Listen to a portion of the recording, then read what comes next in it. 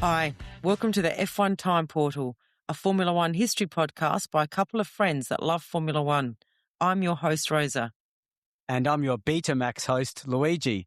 And today we are rating our top drivers of the 1970s for our 70s era decade, or whatever we call it. Let's go!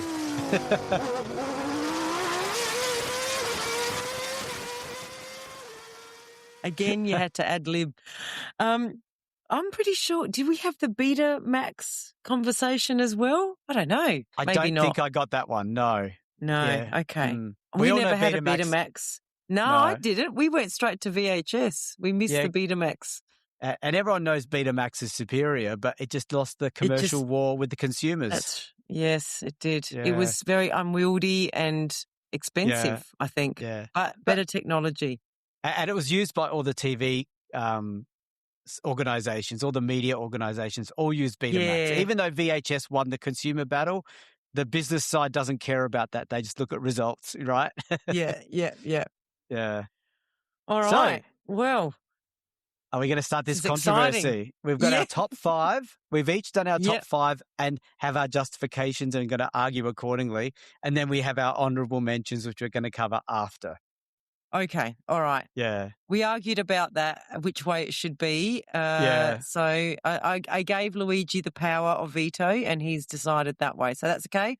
I'm going to stick to it. Was that my way or your way, Louis? That was your way. I was saying go the honorable mentions. I said honorable mentions first because then as you get to number one, it's like a total build because if I get to number two, you don't know if the by driver, the time you get to number one, you'll know who it is. You know who's missed out, which will be traumatic for some people. Yeah.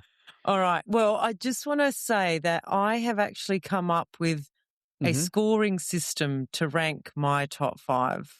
Interesting. So What's I've your done system? it very scientifically because it was this season was hard, Louis. It was almost like this decade, this era was hard because it was almost like a decade in two halves. There were people that carried over from the 60s in the early part of the 70s, and then there were people who started in the later part of the 70s that carried on through into the 80s, which we always kind of find. I think Jackie Stewart was one of your disadvantages in the 60s. Yeah. We're not changing the decades though, so don't mention it again. Yeah. I think we should do a 65-75. Why not? It's you not just want fair. to see Stewart at number one somewhere. Yeah. It was a hard season to decide on who was the top driver of the decade. So I devised a scoring system. I found that the number one was easy. The rest was not easy. That's my view. All right. Well, what was your scoring system? Let's hear it. All right. So my scoring system is that for every year of the decade, I allocated 5 points to the driver who won the championship, 3 points to the person who came second, and 1 point to the remainder of the top five. Interesting. Yep. Yes. It came out like the pure numbers came out, right, as what they were, because that's just maths. You just add them up. Yeah. But then I allocated some of my discernment over it and changed the order. So, because it didn't take into account the timing in the era and the longevity of their career. Yeah. So I made a few little adjustments that just didn't sit well with me. I was like, I can't have that person at number one. They're not number one. They're number two. So you overlaid it with your own I overlaid filter. it a little bit. Yeah. Yes. But, you could have gone down the number of wins or the percentage wins. There's lots of ways of doing this, or just who your favourite driver is, I guess. We don't discriminate. You can do it any way you want. Yeah. That's right. You can do it any way you want. And my method is less scientific. It was some facts to guide me, but very loosely held facts like number of wins and championships, but also the impact that they had on Formula One, the shadow that they cast. Yes. And also, I'm trying to sort of think of how to say it, just trying to filter out bias, but opinion. It's hard to say. When we go through it, you'll see. Oh, that's right. The other thing I took into account was the TP results. Oh, I looked at them, interesting. and you'll see that I referred to some of the TP results a few times to call out. So you just did that 5 points for winning the championship and all that. I think that's wrong. You should have done that with the TP results because that should have been what happened, not what did happen. What really happened. Yeah. What we thought should have happened. What we think should have happened. So that's right. Except with one huge asterisk, which we'll come to. Yeah. Okay. Yeah. All right. Okay. So what are we doing now? We're doing number 5. Number 5. Yes. Who's going first? I can go first. Okay. It might surprise you. That's where it's going to be interesting to hear each other's reaction. Yes. This was tough. I had this driver a bit higher, and while you were talking, I shuffled them down as I was thinking they're too high. Do you know what I mean? So I put in Mario Andretti as number 5. Wow. Yeah. So he pretty much won 20% of the races he participated in the 70s. He was really good at setting up a car. He even had to go with his own team with Parnelli in 74, 75, but didn't enjoy any success. And you know what? He didn't die in a ditch over it like Fittipaldi. So he obviously, his team wasn't kicking goals, and he walked away. And he started again with another team. That was as a driver. He did have a sporadic start to the decade. He didn't feel really committed. No. Because he was more grounded in the USA. But he won a title. He did really well in that 78 season, and he won many races in 77 as well. When he did participate, he was always a front runner.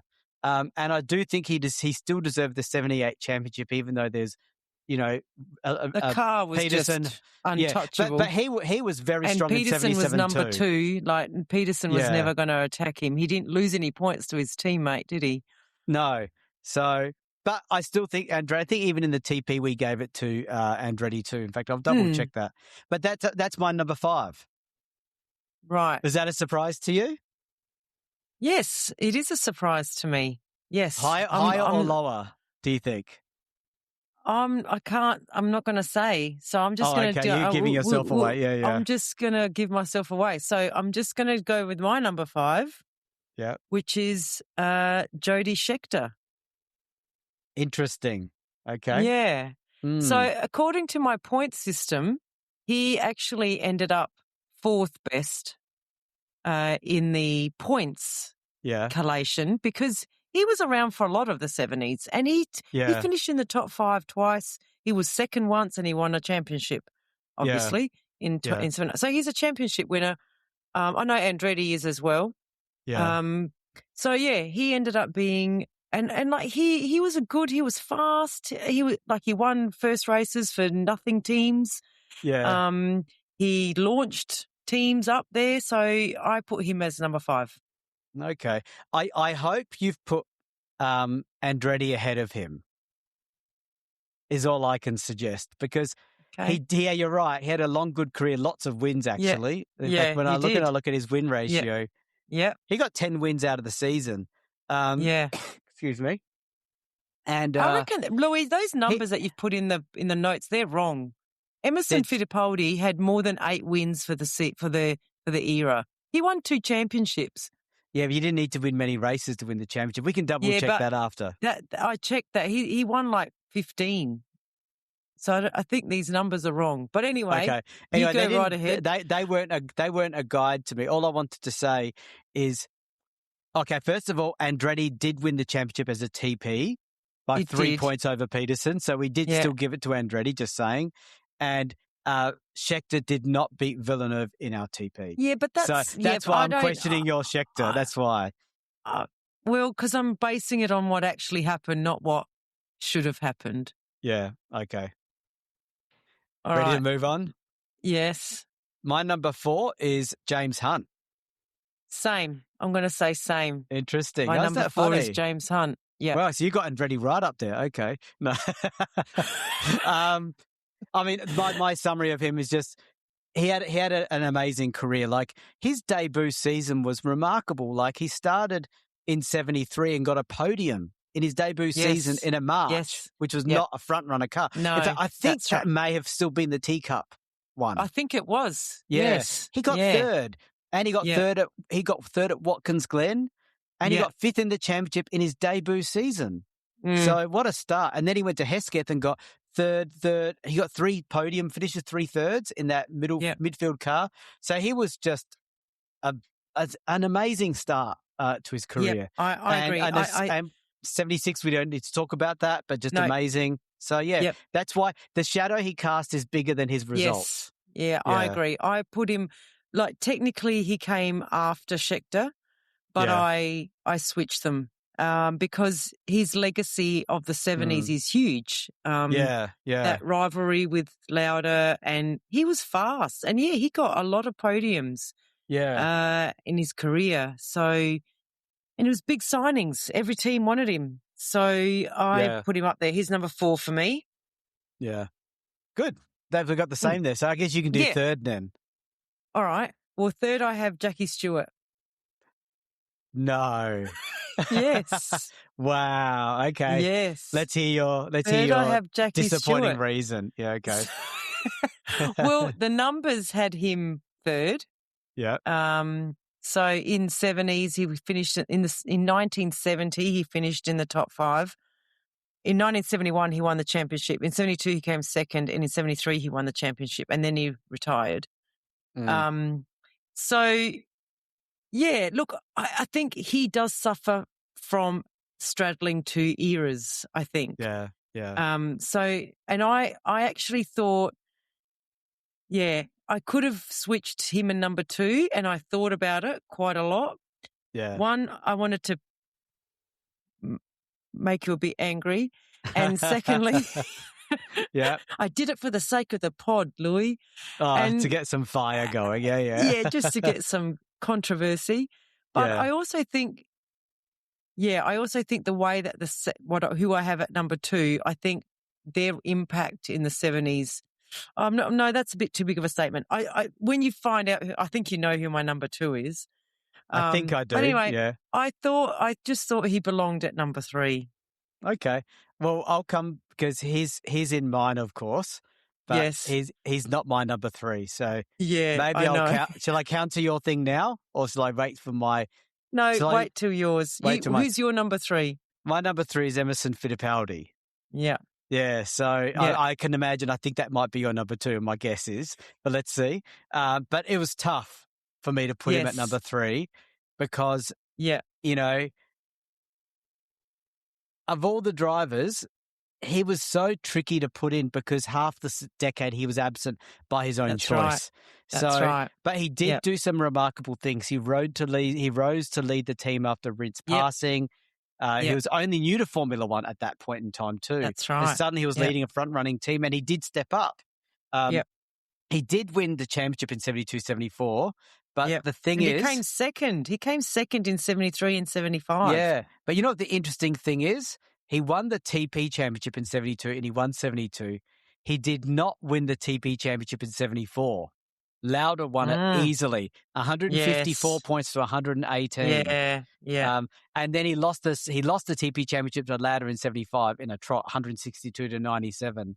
And he only won the 73 TP championship, and this is the asterisk, because of what I call the Abu Dhabi 21 Rosa manipulation of the results, because he only won the TP championship in 73, 163 to 154, because Rosa, for reasons known only to herself, was giving Fittipaldi generous votes at the end that were totally not warranted, and it took a TP away. Stewart. Who did he beat? He beat Stewart, yeah. So I guess I'm acknowledging him. I think I just like the way he went about his driving better. I've always said this. I found Stewart a very conservative driver, very safe driver. Like he's the opposite of Gilles Villeneuve. In a way, yeah. But Fittipaldi was like that too. He was a safe, reliable driver too. He wasn't. He wasn't a crazy driver. Oh, he didn't. He did overtakes and stuff that you wouldn't. Yeah, that were a bit out there. He was aggressive with back markers. He was. Yes. Yeah. So the reason why he is 3 is 2 championships regardless, and he did have a big inspiration on fellow Brazilian drivers that would follow in his path. So in that regard, he played a big part in Formula One. And the only reason he's ahead of Hunt is just because he got more results, more wins, more championships, even though he disappeared for half the decade. Yeah. Well, look, all the reasons that you've said, that you're right. I do have it at number 2. So. Oh, you do? Okay, And I did struggle with him and Stewart. It was like I said, the numbers had Fittipaldi ahead of Stewart by quite a bit. Oh, okay. And I struggled with that. I went, let's have a look. And it's really, I mean, Fittipaldi was just a bit more consistent. Like I said, he had 2 wins and 2 second places in the championships. Yeah. And Stewart only had 2 wins, 1 second and a third, I think. I can't remember where he finished in 1970. But Stewart retired too early. Like, he almost cut himself out of the performance leaders of the era. Yeah. I mean, and it was really because of the death of his friend. Was it Stewart?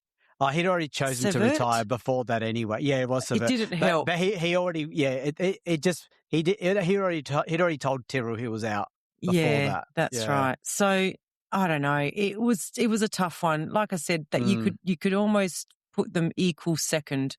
But I wanted to give you a bit of a little poke in the ribs. It's not fair that you say Stewart retired too early, because I think Fittipaldi joined Fittipaldi team too early. Same issue. No, that's true. That is true. That is true. I mean, he still did a bit in that mess of a car and mess of a team, but not enough to warrant anything. Okay. Well, I mean, my quick comment on the Stewart thing, why I think you're wrong about putting him at 3 is because he retired at his time of retiring. He was at the top of his game. He actually just got the wins record from Jim Clark.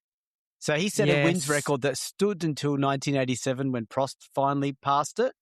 Yes. And the shadow and the impact. So while Fittipaldi was a beacon for the Brazilian drivers, or maybe even the South American drivers, Jackie Stewart was a beacon for all the drivers, with all this safety. He was very outspoken. He was. He made big changes to the safety of Formula One. Yeah, he led protests at 1970 at Nürburgring. So we gave, in the previous episode, you talked about how Lauda, he spoke his mind and what was right. And Stewart was doing it too. He just perhaps wasn't as, maybe, I mean, let's face it, when Lauda says it, it's a bit funnier, maybe because of his Austrian accent or something. But Stewart's saying the same outspoken stuff, but it's maybe less cool because it's with a Scottish accent. Yeah. That's not disrespect at all. It just sounds a bit, when Lauda talks, it's like a little bit like the Terminator or something. Yes, that's right. So I think I take your points. I think you've made a mistake. Yeah. Well, I don't. It's my opinion, so it can't be a mistake, but I do take your points. And, like I said, you could put them easily equal number 2, equally as good as each other. I don't know, maybe when Fittipaldi was driving a Lotus, wasn't he? And Stewart was in the Tyrrell. Yes. When they were battling in those years, and that Lotus was probably not as, I don't know, what years are we in? Oh, no, that was a very strong Lotus. Yeah, Lotus that was 72. A strong Lotus. Yeah, that's right. And it was probably the Tyrrell that wasn't that strong. It was newish. Well, with Jackie Stewart in 71, he made our episodes, the recap episodes, boring. Yes, remember? He did. Because he won the championship with 3 races to spare when there were not many races in the season. No, that's right. So they were both strong cars. Yeah, it's hard. It's hard to pull them apart. My scoring system had Fittipaldi ahead of Stewart. Yeah. But okay. Yeah. Well, we've both got the same number 1 then. It was impossible to pick anyone else. Yeah. 100%. You couldn't justify not putting him number 1. But you can go first on this one. Yeah. Lauda, definitely. Niki Lauda was number 1. Again, actually Fittipaldi beat him on my scoring system. No way. But I couldn't have Fittipaldi as number 1. Exactly. No, and I went, no, you've got to put Lauda in there. Fittipaldi disappeared. Lauda went to like midfield teams and still did really, really well for them. And in the latter part of the 70s there. And I think he was just, as we say, one of the more integrity sort of built drivers out there. and did a lot of things because they were right. And so you've got to put him up there. And 2 championships, a second to Hunt, which arguably he should have won in 76. So I think we said, Louis, he probably should have won 4 championships in this era. Yeah, I'll do the recap. In the TP Championship in 74, he beat Regazzoni 154 to 118. In 75, he beat Fittipaldi 162 to 97. The person I'm referring to is a driver who came second. So he almost got double the scores of Fittipaldi in 75. 76, he beat Hunt 210 to 178. Yeah. And in even 77, it was close though. He beat Andretti 155 to 150. But still, that's 4 championships in a row.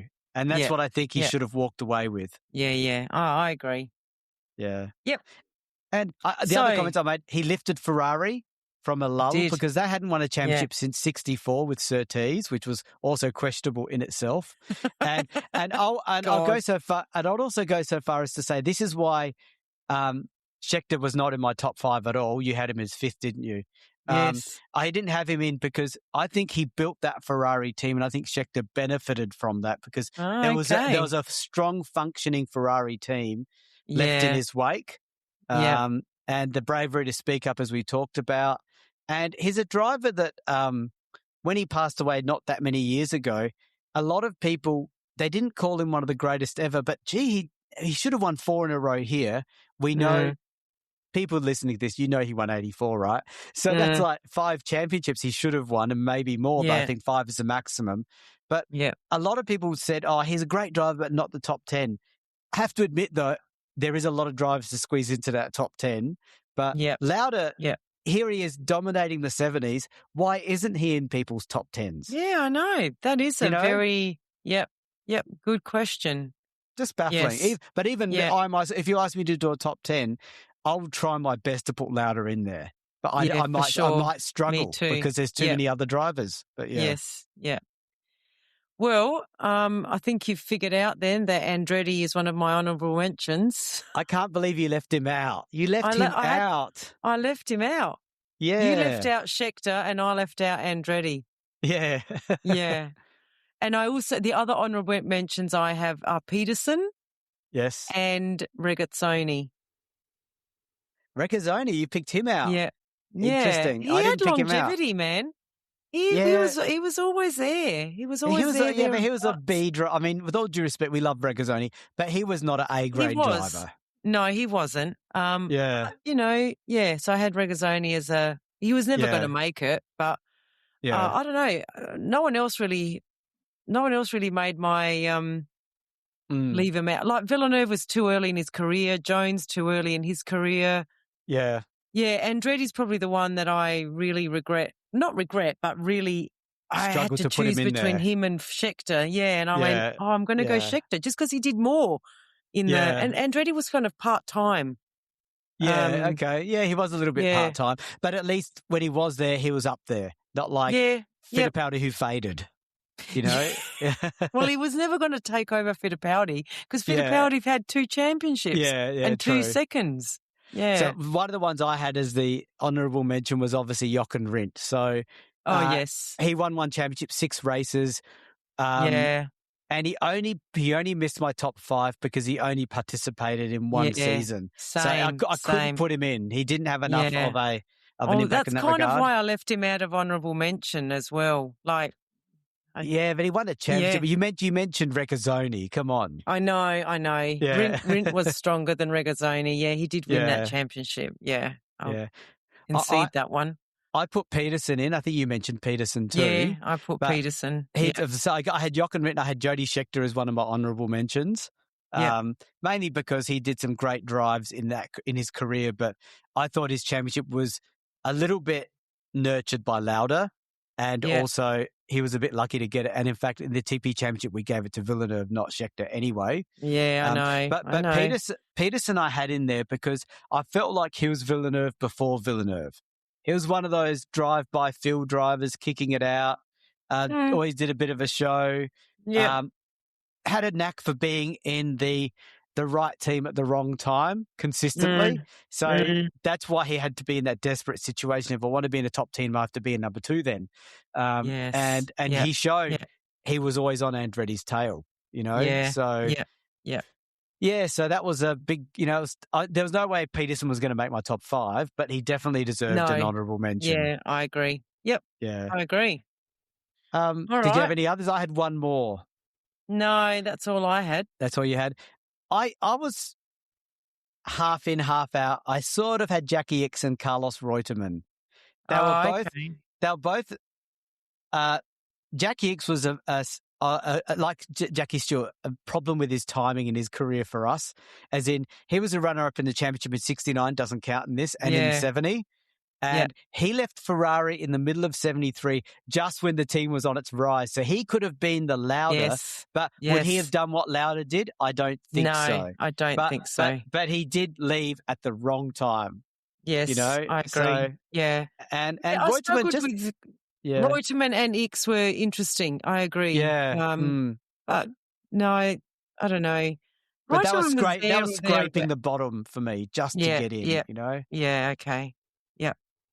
That was it. That's my honourable mention. So, okay. I was going to say one quick thing. There was an interesting factor to me in all of this that if you look at the 70s wins, and okay, let's say my list is a little bit wrong, it was like Lauda had the most wins by big margin over all the other drivers. Like Lauda was in the mid-20s wins, and the rest of the drivers were 12, 15 apparently with Fittipaldi and lower. So they were 10 wins or less lower. So he really was head and shoulders ahead for that whole decade. Yeah. Yeah. So if you look at I don't know, Mario Andretti's doesn't seem right either. So anyway, I don't know who did, you doesn't look like your calculations that you did. No. But when I looked at Fittipaldi, I went, oh, wow, only 8 wins for 10 years. That can't he may have had more. Yeah. Yeah. Okay. So, but Niki Lauda, obvious number 1. I think every era has had an obvious number 1. Yeah, Clark was 60s easily. And I think Fangio was easily 50s. And by the way, we still haven't recorded the 50s decade wrap yet. Oh, yeah, we have to do it. We've just given away our number 1 and we haven't recorded it yet. Oh, yeah. In fact, we haven't given away a number. It's just I'm assuming it because... We're assuming, that's right. I wonder what your thing's going to say, your little pessimist. I know. It's probably going to go to Ascari, I suspect. Yeah. Yes. Yeah. Okay, that was fun. Not as controversial as I thought it would be. We were a lot more aligned, I think. Yeah. Nothing wrong with that. It was still a good conversation. Well, I mean, we still had big differences with Stewart and Andretti and Scheckter. They're big. And look, you know what? They kind of align with our biasnesses because Scheckter was Ferrari, Andretti is Lotus. You're a bit of a Lotus fan.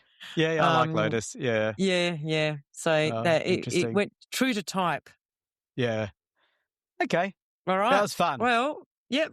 We'll call it there. And if you haven't been listening to the episodes, get back into the 70s. They're good fun. They're a very good era to recap. So we're going to launch into the 80s now, Louis. Can't wait. I'm so excited. This is the era that we've... Prost era starts now. Oh, no. I'm going to have a buzzer. You're not allowed to mention him more than 3 times in any gushing kind of way. Okay, we'll see how I go. Okay, bye, everyone. See you later. Bye.